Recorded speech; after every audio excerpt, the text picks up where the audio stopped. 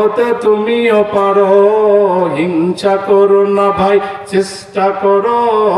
এ সমাজের আলিম হতে তুমিও পারো, এ সমাজের নেতা হতে তুমিও পারো। হিংসা পতন আনে আনে পরাজয়, খারাপ কর্মে নিজের ক্ষতি হয়। হিংসা পতন আনে আনে পরাজয়, খারাপ কর্মে নিজের ক্ষতি হয়। ভালো কাজ করো, ফল তুমি পাবে, ভালো কাজ করো, ফল তুমি পাবে। ভালো মানুষের সঙ্গ ধরো, হিংসা করো না ভাই, চেষ্টা করো। এ সমাজের আলিম হতে তুমিও পারো, হিংসা করো না ভাই, চেষ্টা করো। এ সমাজের নেতা হতে তুমিও পারো। কথা বলেন ঠিক কিনা? হিংসা করো না ভাই, চেষ্টা করো। এ সমাজের নেতা হতে তুমিও পারো। মানুষকে সেবা মানুষের ধর্ম, দানব কি বুঝবে তার মর্ম। কথা বলেন ঠিক কিনা? মানুষকে সেবা মানুষের ধর্ম, দানব কি বুঝবে তার মর্ম। সমাজের সেবা করো যদি তুমি পারো, সমাজের সেবা করো যদি তুমি পারো। অসৎ মানুষের সঙ্গ ছাড়ো, হিংসা করো না ভাই, চেষ্টা করো। এ সমাজে বড় হতে তুমিও পারো, হিংসা করো না ভাই, চেষ্টা করো। এ সমাজের নেতা হতে তুমিও পারো। ও মুসলমান, আমার কথা এখানে আমি ইতি টানছি।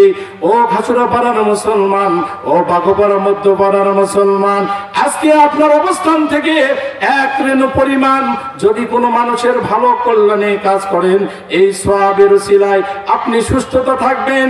আজকে দেখেন, অসুস্থ হয়ে গেলে 1000 টাকা ভিজিট দিয়ে ডাক্তার দেখাতে যান, কিন্তু আপনার প্রতিবেশী ওষুধ কিনতে পারছে না, 200 টাকা দিলে ওষুধ কিনে খাবে, কিন্তু আপনি দিচ্ছেন না।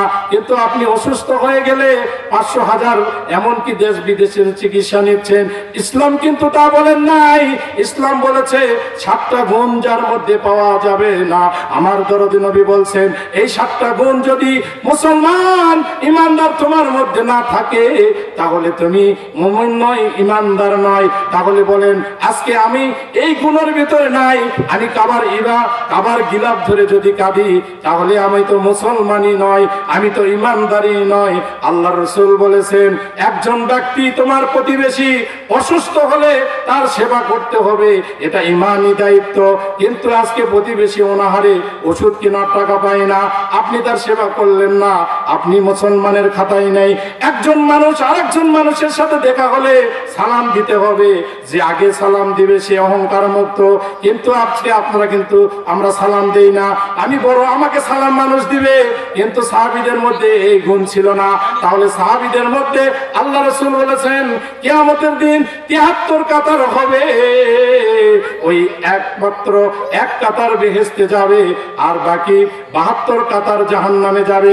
আল্লাহ রাসূল বললেন, সাহাবীরা জিজ্ঞেস করলেন, ইয়া রাসূলুল্লাহ, তাহলে ওই এক কাতার কারা হবে? আবার নবী বললেন, আমি আমার সাহাবীদেরকে যারা অনুসরণ করবে।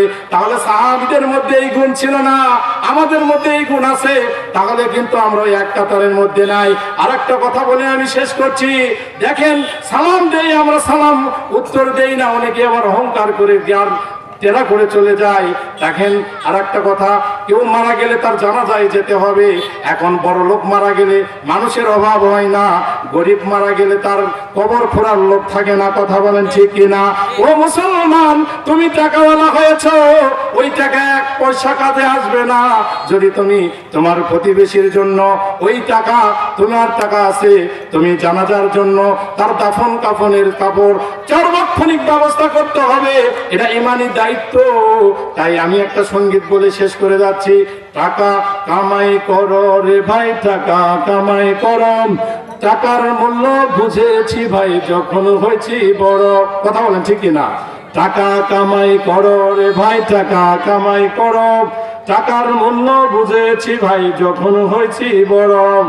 টাকা কামাই করো রে ভাই, টাকা